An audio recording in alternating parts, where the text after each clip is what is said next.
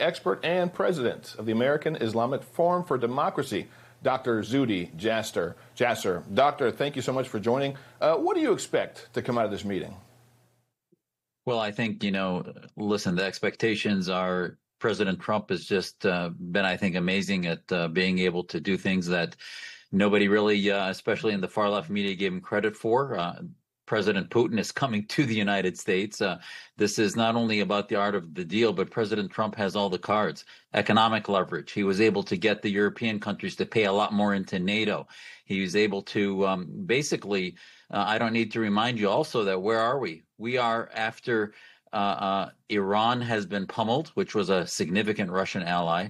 We are after the Syrian President Assad is now in Moscow after he lost his regime, and the only Mediterranean port for Russia was in Syria, which is now basically on the outs. So I think if we just set the stage, this meeting in Alaska is going to set the stage for future, I think, concessions from both sides and ultimately the end of this war, which President Biden was never able to even bring. We're seeing a lot more being done to Russia in this negotiation than even Reagan was able to do when he was negotiating. We have, I'll remind you also, India was recently threatened with tariffs. If there's any way the economy of Russia has been able to even hang on a thread, it's because of Indian purchase of oil. So as India steps back, President Trump has all the cards, and I think we're going to see, even beyond the setting of the stage, a beginning of finally an end to this war.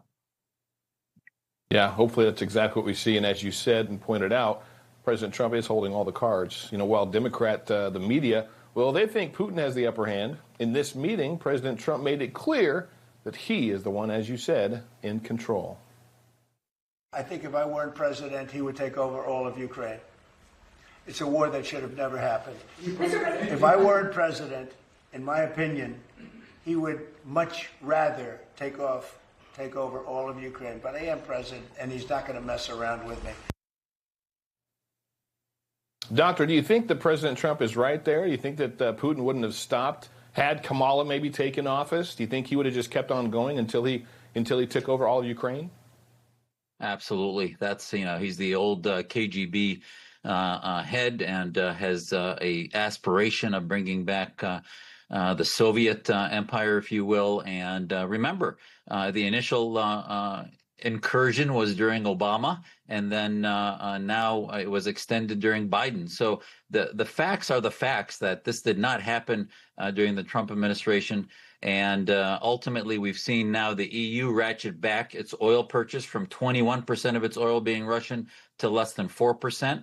And hopefully we'll see the language after the meeting. If the language is about territorial integrity, it'll tell us a lot. If it's about verifiable mechanisms of peace, it'll tell us a lot. If they allow monitors, if they allow, if there'll be a mention of Ukraine as a nation that Putin doesn't even recognize. So I think you'll notice how much Putin is wincing, what RT, Russian television, says in its propaganda, and how much it's wincing will tell you exactly the gains that President Trump will hopefully make. Yeah, I think it's going to be very telling. And finally, it's so good to just seem like we're finally coming to hopefully the end of this thing. Exactly. It's so, I mean, enough is enough. And, listen, as much as Russia is definitely a bad actor in the region, containment is important. And the forever wars need to come to an end. And President Trump has the ability globally and has earned the cachet to be able to bring this to an end finally and turn the page back to re-strengthening NATO, having them pay in what they need to. But remember, this is being done by President Trump, not by the EU, even though it's in their backyard.